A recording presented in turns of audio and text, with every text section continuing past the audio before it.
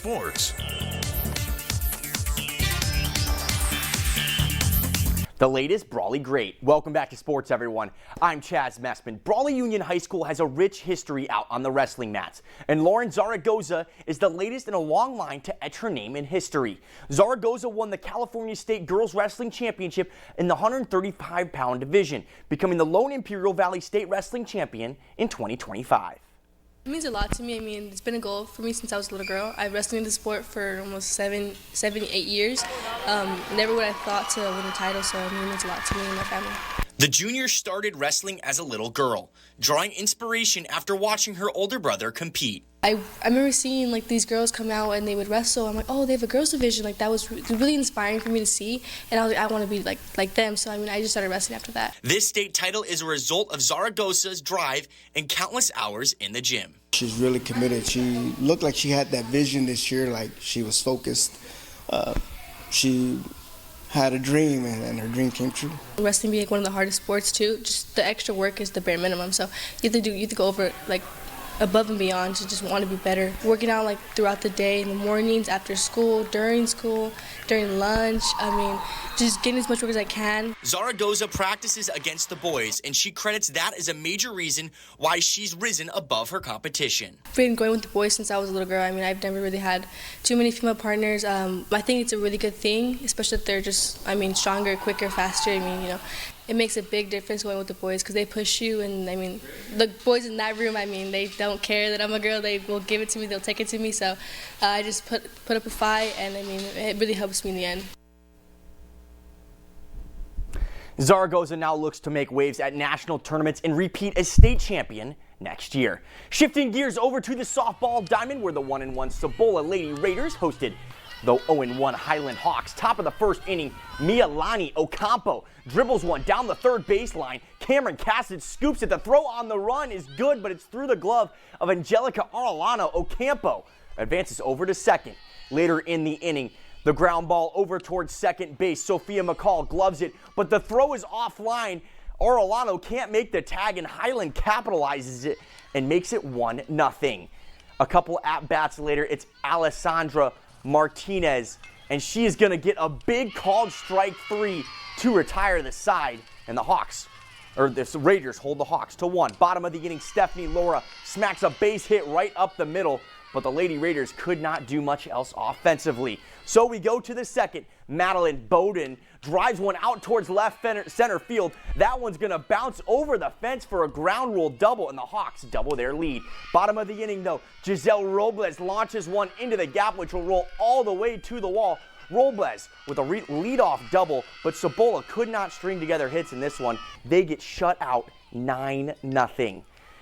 The Grand Canyon University women's basketball team currently hold the nation's longest win streak at 28 games. They also wrapped up the program's first ever Western Athletic Conference championship, finishing the regular season undefeated in conference play. Although one thing has eluded this program, it's a WAC Conference Tournament championship and a berth in the NCAA National Tournament. Our very own Scott Gross joins us from Las Vegas with a recap on how the Lady Lopes look to take one step closer to achieving that.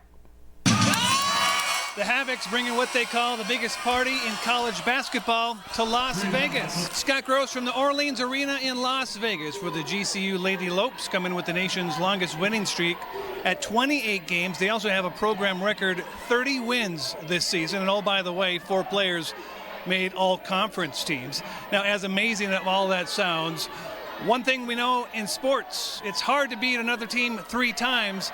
And that's what the Lady Lopes try to do this afternoon against Utah Valley. The Green Man Group and Willie the Wolverine hoping for a Utah Valley upset against Thunder the Antelope and the Grand Canyon Lady Lopes.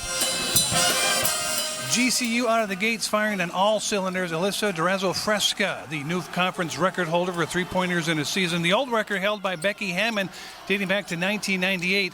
Alyssa hits from the near corner and gives the Lady Lopes a 5-point lead early. Utah Valley quickly answers. It's Amanda Barcelo, the Chandler, Arizona product, Seton Catholic High School to be exact, knocks down the 3 from the wing. Wolverines down 2 late in the first quarter. Check out the crossover from Tiara Brown, 3 of them, and then knocks down the shot. Lady Lopes by 7.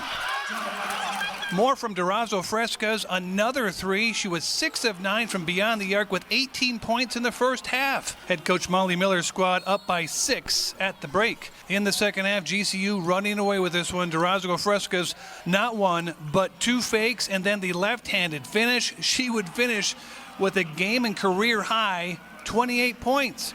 Now to the cherry on top, Trinity San Antonio with a pass down low to Laura Escrip. Gets the basket and the foul. GCU rolls 84-55 and extend their winning streak to 29 games.